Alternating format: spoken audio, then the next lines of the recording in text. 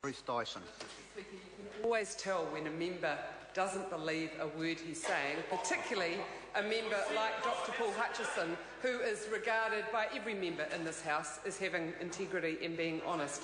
And he had to force every single word out of his throat and out of his mouth. It was so clear he doesn't believe a word of it. Mr. Speaker, earlier in this debate, we heard first of all from the Minister who introduced this piece of legislation in the most lacklustre, unpassionate, resentful way imaginable in the House. And then we heard from Jo Goodhue, who's the Minister for Senior Citizens, except when she's supporting legislation like this.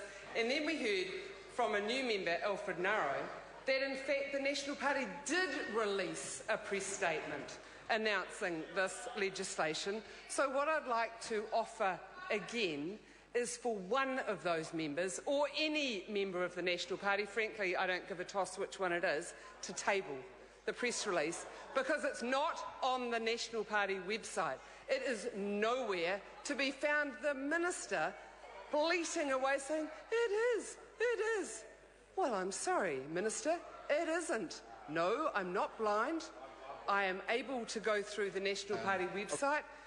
Other people have, including members of other political parties, so I'd just invite the member to table it. I'd just like to invite the member to table the press release announcing this legislation, which is being put through under urgency through all stages. And I want to further invite the next National Party member to explain to the 170 current residents of residential care in New Zealand, explain to them why the contract that they entered into when they entered the residential facility, which explained how much they would be entitled to keep as their asset before they were fully subsidised or partly subsidised in that residential care facility, is being broken. Why is the contract with that 170 hard-working, decent, honest, good New Zealanders being broken because this is going through under urgency without giving any of those residents the opportunity to appear before a select committee and say to this House, we entered a residential facility on the clear understanding that the legislation was in place and that's how it would be affected, but now under urgency the rules are being changed from the 1st of July. I think that every single one of those 170 residents deserves the respect of having the opportunity to appear before a select committee. In fact, it wouldn't do any harm, Mr. Speaker, if members of the select committee actually went to a residential care facility and listened directly to those residents. But we haven't had that respect shown to any older person in New Zealand.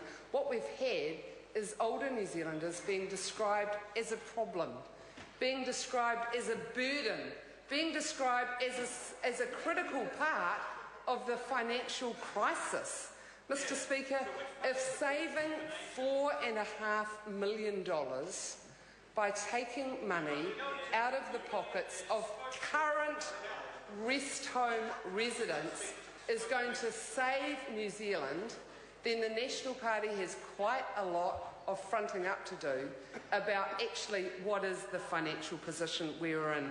$4.5 million from 170 residents of residential care is what this bill is going to save in the next financial year. And Mr. Speaker, that's out of $94 billion that the government is going to spend.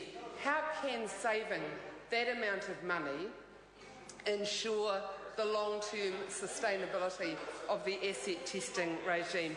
Mr. Speaker, it's just nonsense. And the fact that the government is ramming this legislation through under all stages, under urgency, without giving one single member of the public the opportunity to have a say, shows just how ashamed they are of this legislation.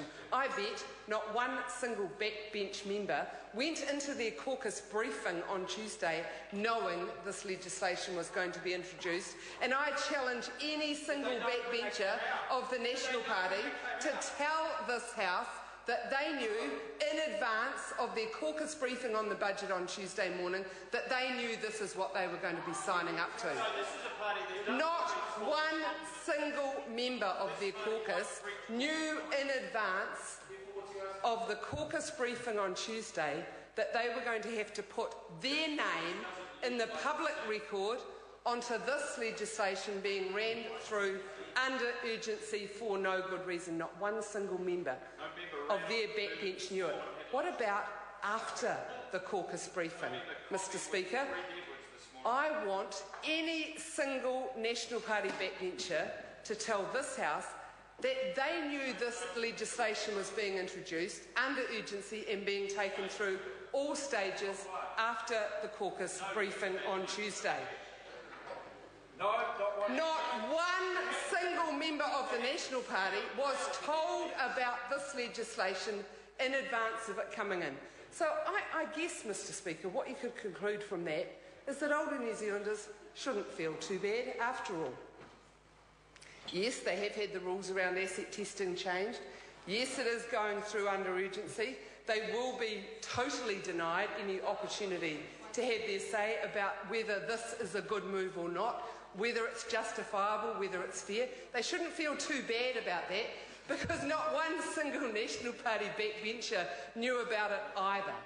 And they clearly didn't have a say. No wonder Alfred Naro was so embarrassed about speaking in behalf of it, a member who used to be highly regarded in Auckland and the social services sector, but that is rapidly disappearing, and I think quite tragically. Mr Speaker, I think it's an embarrassment to the process of Parliament that when we have the opportunity to say this is an issue that requires the urgent attention of the House, and therefore we will extend our sitting hours, we will all stay in Wellington away from other work that we would normally do on a Friday, that it is being used to cheat our older New Zealanders out of the money that just yesterday they could have looked up in the legislative framework in the statute books and see what they would be entitled to. They've now had the rules totally changed. A number of them are already in a contractual arrangement with a residential provider. They cannot change that arrangement, and in just over 1 month the rules will be changed. Mr Speaker, I think that's an embarrassment. I think the process is a breach of the goodwill of Parliament, and I think the Minister for Senior Citizens, the Minister for Social Development and the Minister of Health should be ashamed of themselves. Kevin Haig.